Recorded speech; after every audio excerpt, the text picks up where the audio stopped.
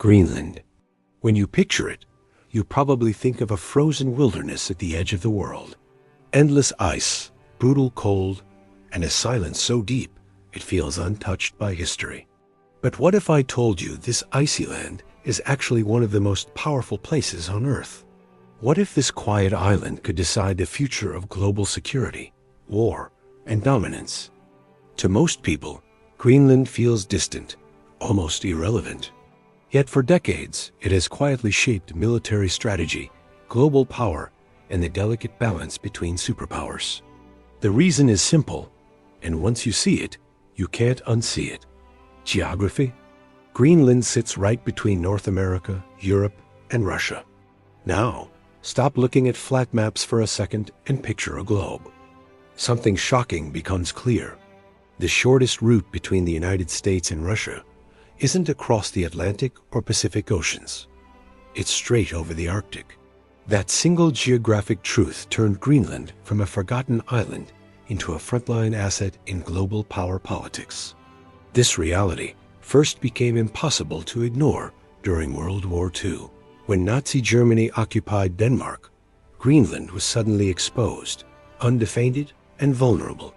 The United States feared Germany could turn Greenland into a forward base, using it for weather stations, submarines, or aircraft that could threaten Atlantic shipping and even North America itself. So the U.S. stepped in. They defended Greenland and built crucial airfields, quietly planting the seeds of a permanent American presence on the island. But when the war ended, the danger didn't just disappear, it evolved. A new rival emerged, the Soviet Union.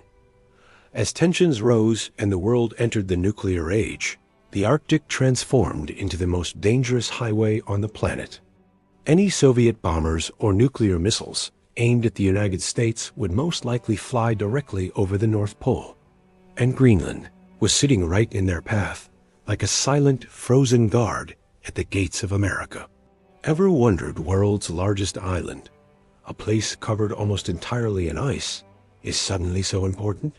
It all started during the Cold War.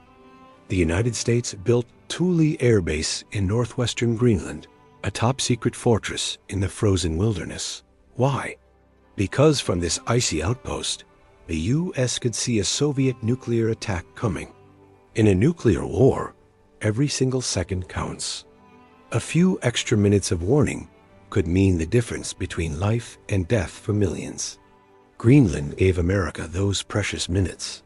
Its powerful radar systems were the eyes in the sky, making the island priceless not for what it had, but for what it could prevent. For decades, Greenland's value was purely military. But the world is changing, and the Arctic is changing with it. Climate change is melting the ice faster than ever before. This is unlocking opportunities that were once just a frozen dream. Sea routes that were locked in ice year-round are now opening up, creating new shipping superhighways between Asia, Europe, and North America. These shortcuts can slash travel time by weeks, saving billions in fuel costs. Whoever controls these routes could control the future of global trade.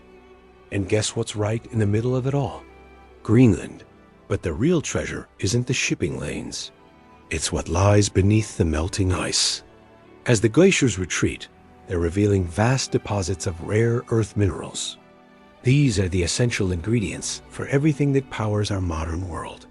Smartphones, electric cars, wind turbines, satellites, and even the most advanced military technology. Right now, China controls most of the world's supply, which is a huge strategic problem for the United States. Greenland could be the answer, a massive, untapped source of these critical materials, free from reliance on a global rival. And it doesn't end there. Greenland is also believed to hold huge reserves of oil, natural gas, uranium, and something even more fundamental, one of the largest supplies of fresh water on Earth, locked away in its ice sheet. But now, as that ice melts, it's revealing something incredible, a treasure trove of rare earth minerals, oil, and gas. These are the very materials that power our modern world, from smartphones to electric cars. But that's not all. The melting ice is also opening up new shipping lanes, the Northern Sea Route and the Northwest Passage. These routes could cut travel time between Europe and Asia by weeks, saving billions in shipping costs and completely redrawing the map of global trade.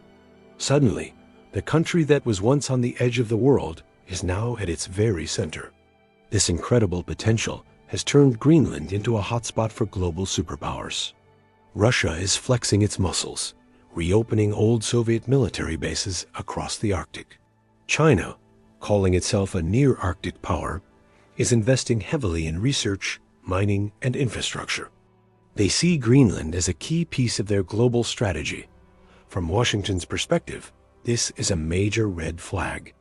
The idea of rival powers gaining a foothold so close to North America is a serious concern. That's why the U.S. has dramatically ramped up its presence.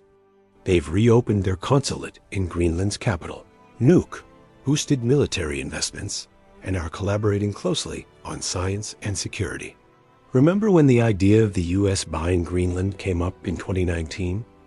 Everyone thought it was a joke, but it wasn't. It was a clear signal. The U.S. has a history of purchasing territory for strategic advantage, like Alaska and Louisiana. Owning Greenland would give them permanent control over a critical Arctic gateway, block competitors, and secure access to its future resources.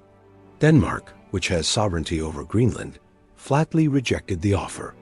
But the message was sent loud and clear. In this new era of global competition, Greenland is no longer a frozen afterthought.